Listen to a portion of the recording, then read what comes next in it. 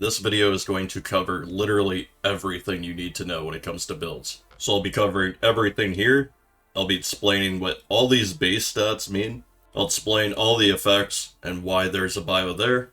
And then we'll cover all the calibrations, make sure everything is covered. No matter what type of build you're looking to make, I got you covered too. Best example being burst builds. And fun fact, the MP5 goes into burst. That's a little sneak peek into my next or future video. We'll be covering some burst builds just for fun. But anyways, let's cover everything. Oh, and I will be covering attachments. I'll be going over the best pieces in my opinion, and why you should be choosing pieces in general. Why there isn't always specifically a best piece to put on a gun. Why I don't always put the best pieces on every single build, etc, etc. So first things first, your best friend is this details button. But when you click it through the build menu, it doesn't actually show you the numbers that you want to see. You gotta make sure you're on the loadouts tab first, and then go to details. Then we can see everything we're looking for. Base stats can be important, but not nearly as important as you may think, because base stats only tell you about half the story, right? Because when it comes to calibrations, if you have 50 control, but you crank everything to extra control instead of extra ADS, for example, like with this calibration here, it's gonna make it so much better than the base 50. And then the laser, which we will get into in detail, says it takes off -4 handling, but that's only when the laser is off. So it's not accounting for when it's on, and that is another reason why base stats can be very, very deceiving. Usually, if you see an effect that says positive handling, it's gonna say positive handling in the base stats in the details. It's never gonna do this, what this laser is doing here. It's very confusing, and this is why the effects are important, but most of the time you don't really have to worry about it. It's not an additional handling effect that I actually used to think, because honestly the system can be very, very weird. That was a long time ago. So how are they important, you may wonder? Well, this is how. When it comes to something like stability, of course, the more points you add, the better that these stats get. So if you want to make sure something specifically gets better, like your ADS speed, or your recoil reduction while holding breath, you gotta add more points. So every gun has a different cap, we'll say. 0.47 is usually the best you can get it for like automatics and stuff like that. So in SMG 45, you can get it to 0.47 in around 58 points, I believe. That's why it really depends on what gun you're building. ARs and battle rifles, they'll take way more points than an SMG to get your stability up, usually. So that's why there's not really a number I can just shoot you guys, say, hey, make sure there's always 60 stability or something like that. It really depends on the gun. And this is how you can see it. Hipfire is the most simple one, however. Really, the higher your points, the better your hipfire is going to be. You can really just stack points into this if you're looking to build a hipfire build. And the only other thing to know about hipfire is, once again, the laser, which we'll get into when we get to the attachments.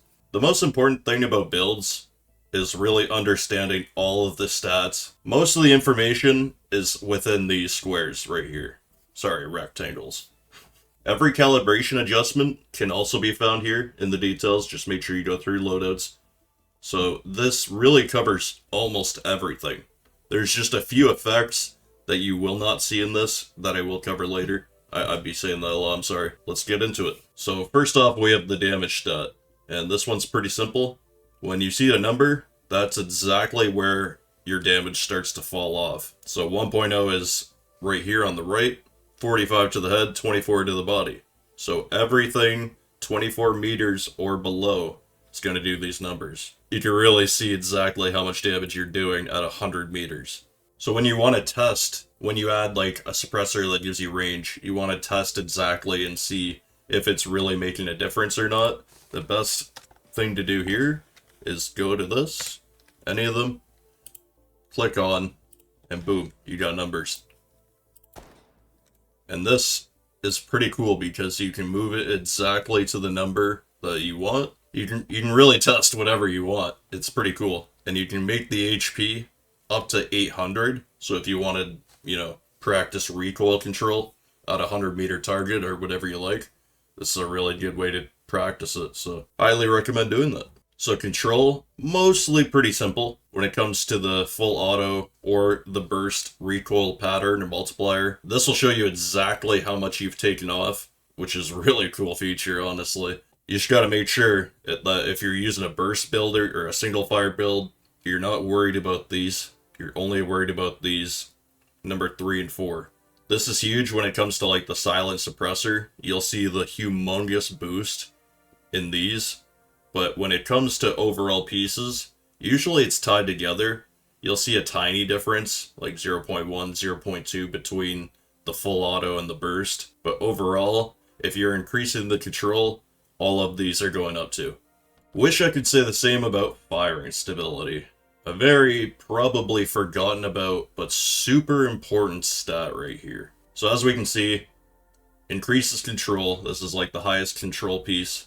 But we go to details, and what do you notice here? This is a bad example because I'm literally using a stability piece, but let's compare firing stability. So as you can see here, it goes up.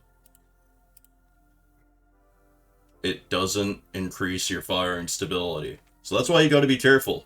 This angled combat grip seems really awesome, and for some builds, I think it is. But most of the time, I don't like it. What's annoying about firing stability is they don't exactly show you or tell you what that does or means. So I thought the best thing to do here was to just completely compare this M4 that has calibration set for firing stability, and then the other one is set for the opposite. I made sure I turned it all down. Just so we can all see exactly what it's doing. And in my opinion, which is the same as before I actually compared it and watched it back, it's really just the visual recoil that you see but isn't actually happening. I guess it's a little late to mention that, yeah, this is separate from the regular stat. So now you know, if you didn't, which totally not your fault. It's very confusing. They should probably name this something else. So when you add a piece and you see the effect say increase in firing stability, you can see it here. When you calibrate it, it's going to be affected. You'll see the updated number.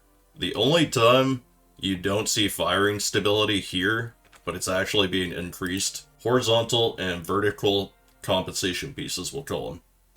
As we can see, it's adding vertical or horizontal firing stability, and it also gives you firing camera stability, another stat that's pretty weird because you can't find this in your details. We're going to put that in the same category though, because I feel like once again, it's really just, literally it's in the name, like it's definitely another form of visual recoil. It's just nice to be accounted for. Alright, so let's cover some handling, and of course you guys know what this first stat does, current ADS speed. But let's get into sprint to fire delay. This is a very interesting one. It's what it says, how long it takes from your sprint to start firing. I made this absolute abomination just to show you guys, See, you can just see the delay. And let's compare this to my new drum build. See how it just pretty much, not instantly, but it's just way faster. So it does cover that. But it also covers your ADS. Did you just see how fast that was? You have 2 ADS speeds. When you're working to get your ADS speed better, that's just your regular one. But when you're sprinting, boom. Tactical ADS, we'll call it. Then we have ADS movement speed, so when you're actually holding down the sight, this is how fast you move. All 3 of these stats are tied to your handling stat and your effects and stuff like that. Your walk speed and your sprint speed are pretty locked in. You can't touch these, so. And then for current reload time, this is interesting because this is when you're not fully empty. Sometimes these actually differ by like a second. So, like for snipers and marksman rifles, take a look at this because it might be worth not shooting your gun completely empty. If you can save 1 bullet, it might save a lot of time. But as we can see here, you don't have to worry about that. This is with the K4. These numbers are tied to your magazine, and that's the only way to change these numbers here. And then these stats are also locked in. It'd be cool if you could affect these stats too. Maybe like an operator or something will have like a 0.1 or something crazy in the future. So let's cover the most intricate stat, for sure. Stability. There is a lot going on here, folks. And this paragraph right here, honestly, sums it up pretty well. Less breathing affects aiming. And then the lesson moves when hit, which they need to take out because after a certain update last season, you can't change hit flinch multiplier.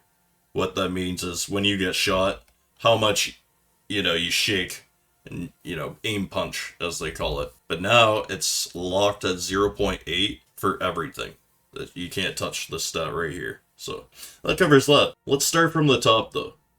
So current breath sway range. The white box is what most of the time you're going to be worried about. That's just when you're ADS'd, this is how much it's moving, and this is a great example of why you want stability.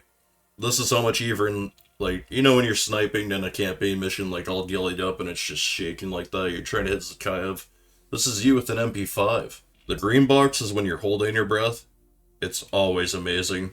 And then the red box is what happens when you run out of breath. It just, you're shaking around town. So that's what the sway range is. Next we have current breath holding duration, which is an odd one because yes, these numbers are accurate, but only accurate when you're not shooting. So what do I mean by that? So it's at 17 seconds, right? The bar doesn't come up. Oh, there it is. As we can see, it's going down. But if you start shooting, do you see that? It doesn't account for when you're actually firing. So keep that in mind. I've covered this one a million times, so we'll keep it simple. You already know. But basically, when you're holding shift, that's why I'm always preaching it to make sure you guys actually get the right feel of my builds. I don't want you guys to just, ADS one of my stability builds and you'll be like, what? This build sucks, bro. You gotta make sure you don't let go of shift ever. But this is a bad example.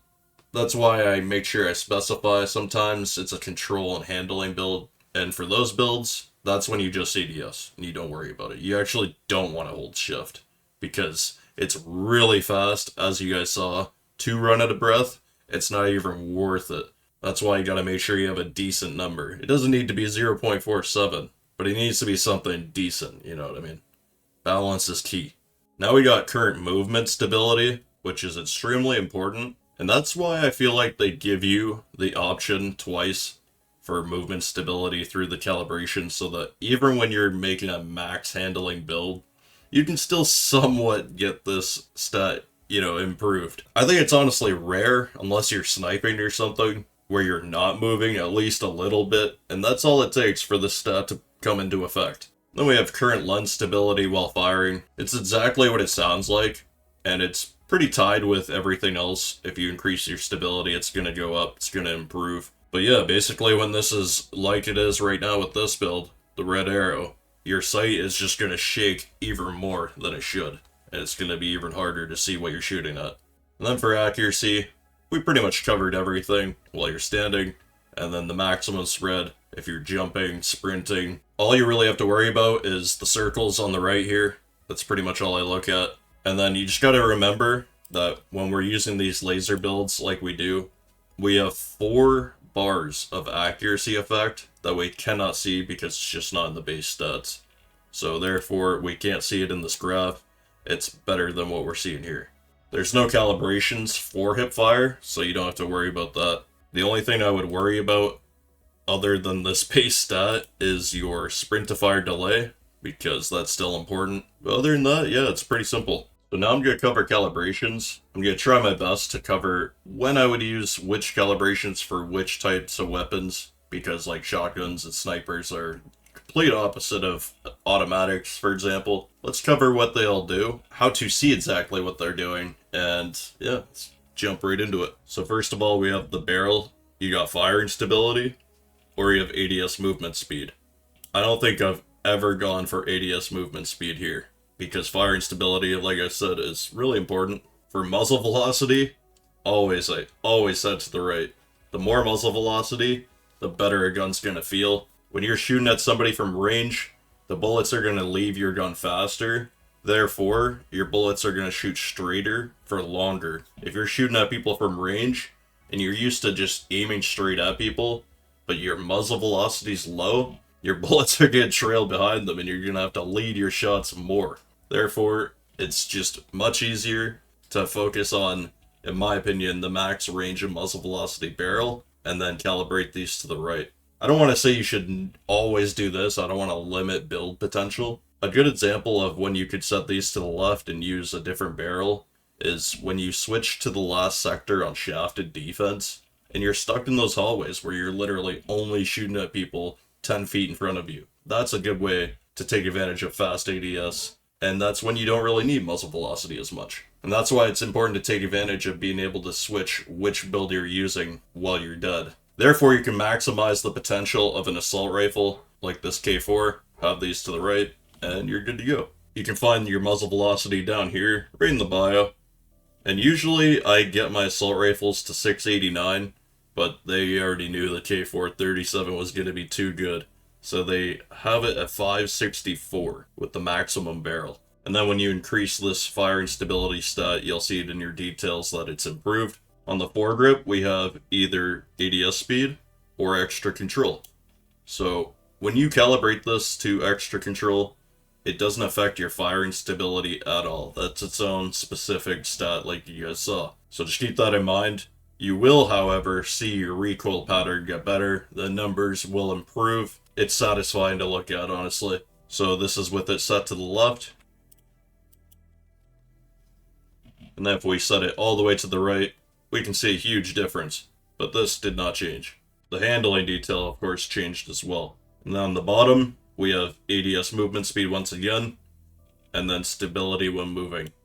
I honestly feel bad for the movement speed stat. It's always tied with the most important stuff, and I'm just like, man, I'm sorry, bro. I got it 30 to the left. This is one of the only ways to improve it outside of just cranking your stability. This is very important. So for the rear grip, we have stability when moving. We have extra control. That's when we turn these to the right. What are we losing when we turn extra control up? Aiming stability while breathing sounds super important, but really it only affects one thing, and that's just your sway. This number right here is the only thing that changes when you increase or decrease this. So when your stability is really high, you can get rid of it, honestly, and this box will still be super small. 46 is a bad example though, so this is when you would actually want to turn it up. It's tied to control a lot of the time in these calibrations, so it's really just a way to give yourself free control in a way, because that's only affecting you when you're ADSing and you're just looking around. Extra control is obviously super important. And then hipfire aim speed is literally just your aim ADS speed. So here are the numbers, as we can see, 372. Here's when we flip the calibration. The only thing that changed is the top bar, which is very confusing. You would think it would mean the sprint to fire delay or something. Always gotta make sure I clarify that one. For the stock, once again we have extra control tied to the aiming stability, so we can skip this top bar. And then we have firing stability, hip fire aim speed, most of the time. So you guys know what these all do. You know where to find these. However, the skeleton sniper stock and the shadow rail stock actually have different calibrations. So let's install this, take a look. You can set it for extra control, not losing something that important most of the time. And then as we can see here, it's ADS movement speed or aiming stability again. So if you have a high stability build and put one of these pieces on, you're basically losing nothing and gaining everything. That's the real benefit to these pieces. So let's take a look at this piece, for example. Quote unquote better control, right? Here's why base stats don't really mean much. -4, right? But here's the thing. There's no extra control option. So when I throw this bad boy on here, crank these, extra control, well, let's take a look. Now, a piece that has +4 has the exact same recoil pattern. Still has a tiny bit better firing stability though. And then we have the optic.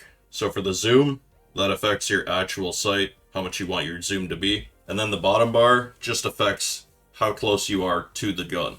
So you'll see the difference in the actual, how much you can actually see of the gun. And then my personal preference, I have these set to the left. And then I have scope magnification, adapts automatically, set to on, so that when I ADS, doesn't zoom in, which gives you less visual recoil and makes anything feel better. So when it comes to calibrating something semi-automatic, like a sniper, a shotgun, in my opinion, it's better to go the other way around if you want to be able to line up a shot and keep your sight still when you're holding cover. Way better for you. It can be habit to just crank extra control on everything. Trust me, I know. But make sure you keep an eye and just really think it out, you know? Because like auto shotgun, it could benefit from both. So let's cover effects. They give you a brief summary of what's going down, like being able to switch this shotgun to fully automatic. When you see control or accuracy, it'll be tied into your details. It's not stacking, it's just the same thing. It's just trying to measure it in a brief summary. However, when it comes to something like aiming spread, that you need to actually test in the range. And what I mean by that is you just shoot the wall, ADS shoot the wall, you'll see the pattern difference. Put this piece on or take it off and then test it again and really see for yourself. But you always want to make sure you increase your aiming spread. That's why a lot of people just don't use this piece and they use the accuracy piece instead, which is the bolt cover. Depends on what you're feeling. It's also a useful thing because you can't really tell what's going on with just plus 12 control. That could mean anything. As we can see here, it's only, well, bad example, it gives you control here, but it's really only giving you a firing stability boost. So it's good if you're browsing through trying to find this, for example. Even things like ADS movement speed, you'll be able to see the final product in the details. Firing camera stability, it's a really useful thing to have when you add an extended mag, because as soon as you put one on, that's exactly what you're losing a lot of the time. These new Type 45 rounds are brutal. You pretty much have to use that prism piece, it feels like, so that's a good thing to account for. This is the perfect example of taking everything that I've shown and throwing it into one build. We got a 60 round K416, it's got good ADS, feels really good, and that's only because we're taking advantage of the stability. The base stats look pretty horrendous, and the hipfire isn't the greatest, but honestly isn't too bad when you account for the laser effect. But as we can see here, we got that cap 0.47, so that means 53% of the recoil that we do have currently is removed when we're holding breath. And this is our current recoil pattern. So it doesn't look that great. We've only removed 23% of the vertical recoil, 22% of the horizontal. But that's why we always hold breath, because then we're cutting 53% of these numbers that we see here. So as we can see, the ADS is pretty good, especially sprint to fire. For the magazine size, it's pretty good. And I did a video on this if you guys want to see a gameplay and the full build breakdown. So when it comes to barrels, I've already given my input on this.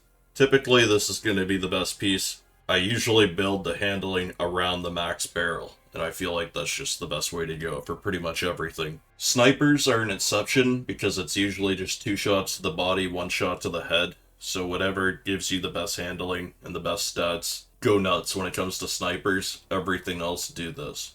All you gotta keep in mind is you're not losing any handling stat. It puts a -4 on. It lies to you in the details. It's actually much better than what you see here. It'll say 415, but it's actually getting better than 387.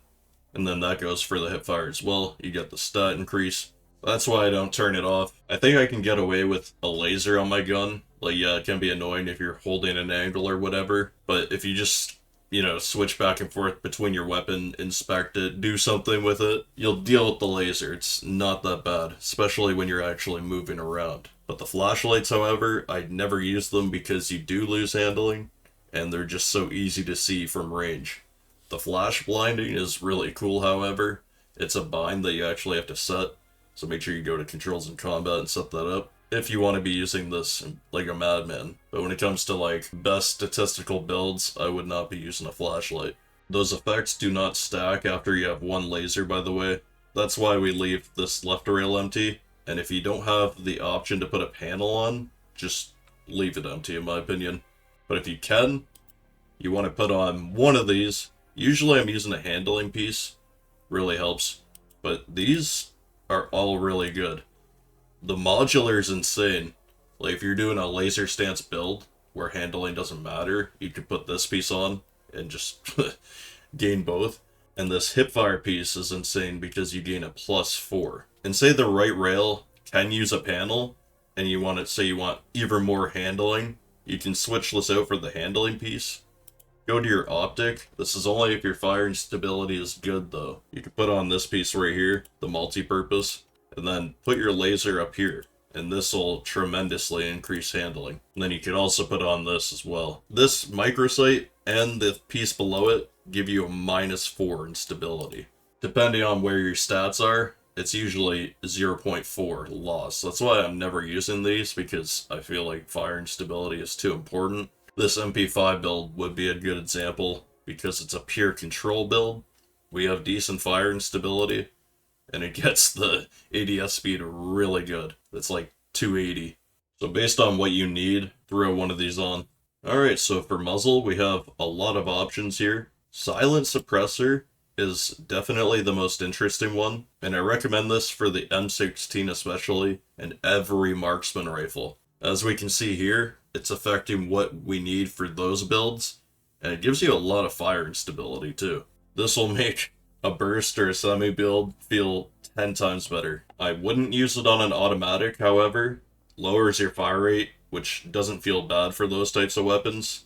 Does for an automatic, not worth it in my opinion. If you really want to increase the range, the Whisper's gonna be what you're looking for. For SMGs, be sure to keep your eyes out on this Echo Suppressor. Absolutely insane. For AKs, they have a whole bunch of awesome pieces, and this muzzle brake right here gives you an insane amount of firing stability. I'll be probably using this anytime I can. This suppressor is amazing. This brake fire is really good, gives you range and stability. Most of the time though, I find myself using the spiral fire flash hider, and that's because it doesn't you don't lose any handling from it, unlike pretty much every other piece, and you gain so much out of it. It's really nice to balance your build out. Check this out, right? We got this, and then we got this. This. Which one's the imposter? They're good pieces though. And then of course, we have the horizontal and vertical compensation pieces. Absolutely nuts. They can be really useful. But look at this. 0.32. I was telling you guys, this muzzle brake's insane. Alright, so for foregrips, I really like this vertical foregrip because you gain handling and you don't lose anything. You calibrate it to the right and you call it a day. It's a really good piece to balance out your build. The horizontal and vertical pieces, of course, are amazing. I usually use this one if I were to use one of them. The bevel foregrip. You got the ergonomic. And then you got the Randy Orton foregrip as well. Can't forget. This one's not bad if you stack it with the horizontal muzzle. Just get it completely straight. I've used the folding grip a lot, just to get the stability up. And then you gain handling as well. Pretty nice piece. Most of these are pretty good though. Really just depends what you need. The only thing that's much different in magazines is like these new 60 rounds versus the drum. And basically these drum mags have better patterns, but the handling is worse. And so is the stability. Even though this has much more cons to it, like the camera stability, if you use the prism piece, this can be much easier to build around. But it really depends, like the drum can be better too. Just depends how you have the numbers balanced out, really. So when it comes to rear grips, almost always using the AR heavy tower grip, which I'm not on my K4 build, because balancing is key. That 60 round mag is giving me stability, which is kind of nuts, so I didn't have to use it on that. But typically, this is what I do need to use. So I put this on, and what's cool about it is it comes with a second piece, and both of them are really good. If you put on the balance grip base, it gives you just a little bit of everything once again. But typically I put this on. A lot of these pieces are tied for most control though. Like even the Phantom rear grip, which has the most handling, is tied for most control as well. So this can be a very useful piece. AR Mo from The Simpsons rear grip is absolutely fucking amazing as well. It's statistically, it's got like the best stats underneath the heavy tower grip, but it's got better handling. So it's definitely really useful. And that's what I do have on my K4. So I didn't really cover it. Whatever has the most accuracy if you're making a hipfire build, of course, is what you're looking for when it comes to that. I'm sure you guys know that by now though. If you've made it this far into the video, that's when you would want to use the buffer tube. It looks pretty dope. I found myself using this a lot Tactical stock is really good. It's got the most control, and it's got really good stability too. Stable stock, if you can manage the really low handling, really goated piece, this is good for firing stability. The M4A1 has this M16 stock, which is absolutely nuts, because it gets an additional piece on top of it, and you can calibrate both of them for control and firing stability. So sights are definitely preference. If you want a thermal sight for the night map, definitely put one of these on. Usually I'm using this. We got this fire control system, which basically tells you exactly where to aim. It's a really cool sight for snipers.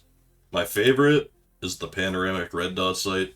This 3 times is super clean, but this bad boy right here actually gives you stability, which is insane, and you can put a red dot on top, and then this also gives you stability. When it comes to snipers, all that's really different is this vortex flash hider, which is pretty unique. I have that on these faster rate of fire snipers, and then for the AWM, you gotta maximize that range. When you put the max barrel on it, you can put this on. Absolutely insane. So if you scroll down in controls and combat, you can find switch optic. You want to make sure you have this on a good button. Mine's on left alt. You can really make builds specifically made for this laser stance. The ADS speed never changes, even if you have 0 handling. So you can just crank control and stability and just have instant ADS. Some guns have some super accurate lasers, as we can see here. This is ridiculous. And then if you press it fast, you can switch to it mid-fight.